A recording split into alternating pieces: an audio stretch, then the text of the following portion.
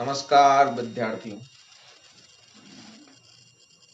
आज हम आपके साथ कुछ ऐसी बातें शेयर करेंगे जो शायद आपके विद्यार्थी जीवन में आपके लिए उपयोगी साबित हो या जिनसे आप कुछ सीख सकें या कुछ अपनी जीवन शैली को इम्प्रूव कर सकें।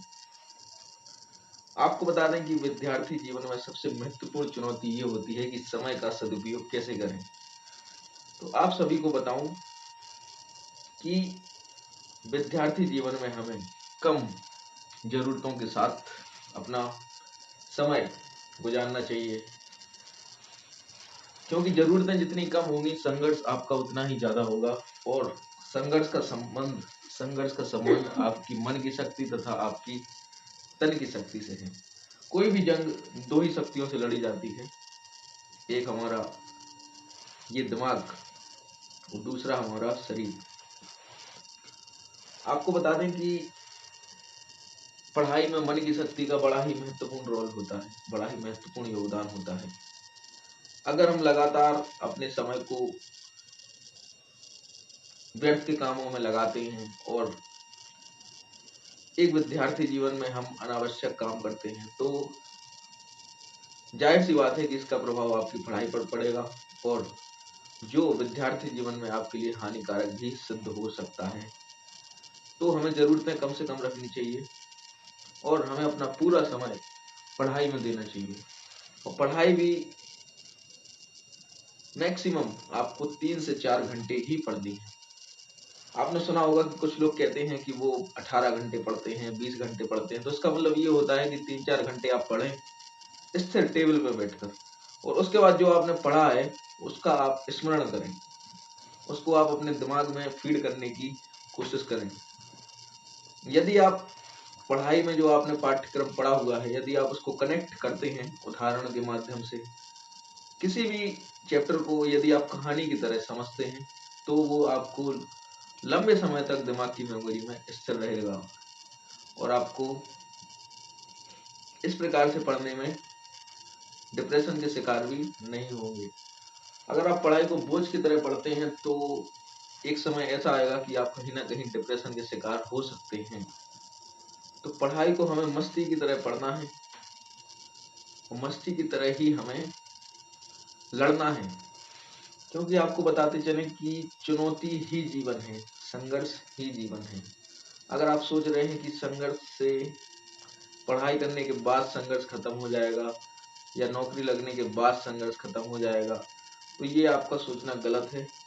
ये और जीवन में जीत हार करके कुछ नहीं होता, जीवन में सिर्फ संघर्ष होता है और सफलता का मतलब ही चुनौतियां हैं।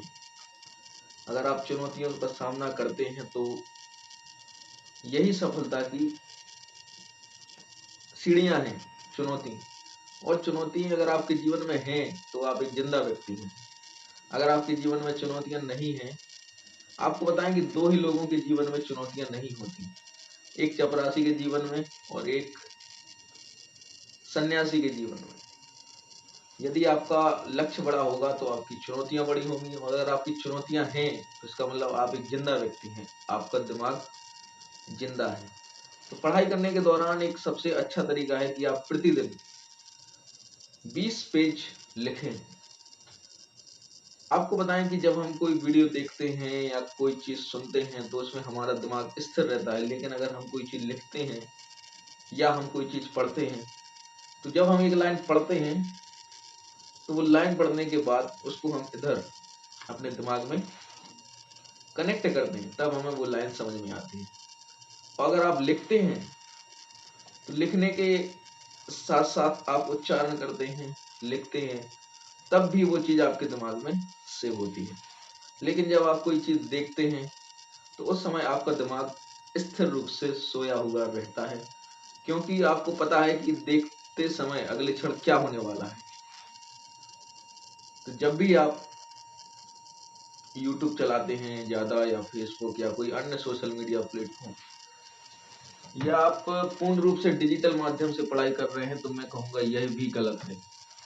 पढ़ाई का सबसे अच्छा माध्यम आपका किताब होना चाहिए, और मोबाइल, टीवी, इनसे आप कोशिश करें कि ज़्यादा से ज़्यादा दूर रहें। ज़्यादा से ज़्यादा मैक्सिमम समय आप मोबाइल टीवी से दूर रहें।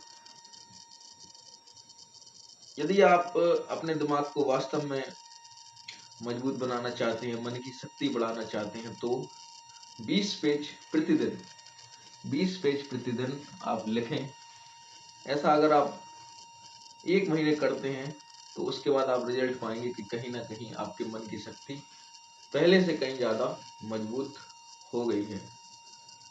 और पढ़ने के दौरान हमें अपने खान-पान पर भी ध्यान देना चाहिए। हमें वो खाना खाना चाहिए जिसमें पर्याप्त मात्रा में प्रोटीन, वसा, कार्बोहाइड्रेट, विटामिन्स उपस्थित हों। ये नहीं कि दाल-चावल लिए और मीड़ के खा लिए। अगर आप दाल-चावल मीड़ के खा लेते हो, अत्यधिक खाना खा लेते हो, तो उससे आपको आलस आएगा। तो ज़ाहिर-सी बात है कहीं न कहीं आप पढ़ाई से डिस्कनेक्ट होंगे। और हमेशा कहावत है कि यदि आपके कमरे में 100 प्लस किताबें हैं और यदि आपके 5 से ज़्यादा दोस्त हैं, तो इसका मतलब आप खतरे में हैं। मिनिमम 1 मैक्सिमम 2 दोस्त आपके जीवन में होने चाहिए और किताबों की संख्या कम होनी चाहिए कमरे में। पढ़ाई करने का मतलब ये नहीं कि आप किताबें जोड़ लो। पढ़ाई करने का मतलब ये है कि अगर आपके पास 2 ही किताबें हैं, तो आपको उन 2 किताबों का पर्याप्त ज्ञान होना चाहिए। तो और भी कई महत्वपूर्ण बातें हैं जो समय-समय पर आप सभी के साथ शेयर करता रहूँगा। बहुत-बहुत धन्यवाद। नमस्कार।